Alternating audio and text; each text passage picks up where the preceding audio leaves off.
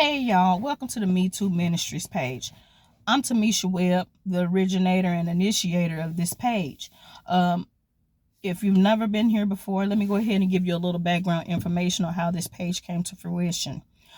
In the faith-based community, the Christian community, we're taught to have like a conditioned or polished exterior. And with that, when we're posed with certain questions, simple questions like, oh, how are you doing? How are things going? How are you holding up? Well, our natural conditioned or polished answer will be along the lines of, oh, I'm blessed and highly favored, or all is well. But is that how we're really feeling? See, what I mean by we're conditioned to have this um, polished exterior is that we don't want the outside to know that things may not be as they should be on the inside. I'm going to tell you I'm blessed and highly favored, but my children may be acting up. My finances may be in a disarray. Um, my household may be in shambles. My job is getting on my nerves. My friends aren't who I think of them to be. And so this is where Me Too derives from. It's simply saying that you have issues. Me too. You have problems going on in your household. Me too. Your finances aren't where you would like for them to be. Me too. And so it's Me Too is a faith-based support group where we meet once a week to kind of hash out the problems or trials that we may have encountered the week prior. It's no way and no form to be um, a judgment, a group of judgment. There's no way are we offering advice unless we are asked to. We're just really simply coming together weekly to love on each other, to say, hey, I ain't got this thing called life right every day, but I'm trying. You've got issues, me too, right? And so with that, we try to stay on task by giving a subject for the week. And those subjects come from I pray and I listen to God for each week about these subjects. And so He gives me a title each week. And the title for this week is, what does that look like? And so wasn't engaging like I should have been on social media, because I didn't feel like people were going to receive how I couldn't convey it on a post like I can convey it on a live. So what does that look like? Since I was a child, I knew I was kind of different. I knew that there was something that was going to be unique about me, even though I wasn't accepting of it at that time.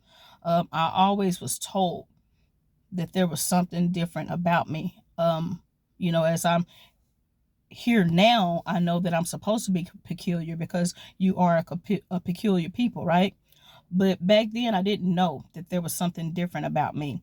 And so once I came into who I am and I came into the knowledge of God, and my life started shifting, not only am I a peculiar person, I have a peculiar personality, meaning I'm not just going to be what you would expect a normal or a conditioned Christian, a conditioned minister, a conditioned usher, a conditioned pastor, a conditioned reverend to be, right? Um, I I often say I do not like people. I often tell you that I am not nice, although I am kind. But I'm always willing to testify for the hope that lies within me. And so um, I've always wondered over the years why I wasn't like all other people that served in a capacity of leadership. Why I didn't look like that minister that had it all together, or why I wasn't able to talk like that pastor in the pulpit and when he was, doing his sermon, or even a simple sister that's over there sounding like she's got it together when she's giving her testimony. Why am I not like those? And once I became, like I said, I started studying and I became into the knowledge of God, and He started really speaking to me about who I am. I'm fearfully and I'm wonderfully made. I am a peculiar person, okay? I am more than a conqueror. So what does that look like? I shouldn't have never been concerned with what the world wanted me to look like, or what the world felt like the characteristics and qualities of a saved person should be. I always wanted to debunk the theories of the normalcy of ministers, leaders, ushers, deacons, mothers. I always want to go against the grain with that, because I feel like you could be saved and be exactly who you are. I no longer want to have a fake it till I make it persona. I no longer want to be going along with the get along, so to speak. So, what does a Christian minister look like? What does a faith-based pastor look like? What does that mother look like? What does that look like? And I'm asking that question because that's only for you to answer. See, I just gave my answer. It took me years to gather that answer. No, I'm not your typical person. I'm not a typical church member. I'm not a typical choir member. I'm not a typical mother. I'm not a typical minister. No, I'm fearfully and I'm wonderfully made. I am a peculiar person. I am set apart. That's what it looks like to me. What does your leadership capacity look like to you? What does that look like when you wake up and you ask God to make you be everything that He's created you to be? What does that look like to you?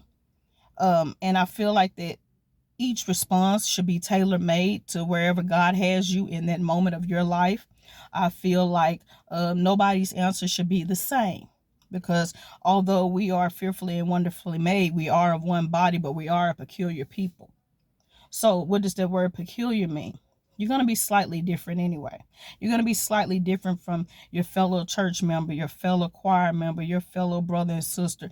You should always be different. So what does that look like? You don't have a definition for that. You don't have, you shouldn't have one answer for that. You should look like whatever God gives you in that season.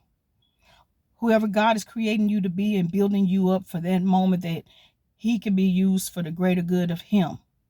That's your answer. What does this look like?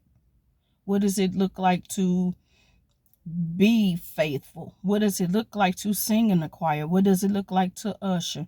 That answer should be tailor-made for wherever God has you in this moment in life, for building you up for what He's created you to be for His greater good. And so I thank you for your time. I thank you for the ability of God giving me those words to be able to speak them now. I hope that I was able to thoroughly explain the answer that God gave me. Like I said, we meet here every week on Fridays around 10 a.m. I am in the season of accountability, so I really try to hold true to this date and time. I try to typically get my titles out by the weekend, or at least by Monday. I give them to you as God gives them to me. If you ever want to be a guest, if you ever have a question, a comment, a concern, feel free to drop it in this video or any post or any other video that has been posted on the Me Too page. I also have a YouTube channel called the Me Too Ministry. You can post or comment on that as well. If you want to be a little more personal, or you want to be able to go back and forth, you can inbox me on the Me Too Ministry page on Facebook, or you can email me at me2 ministry ministry at gmail.com. I'm gonna give you that one more time because I did mess it up. It's the Me Too Ministry at gmail.com. THE2 ministry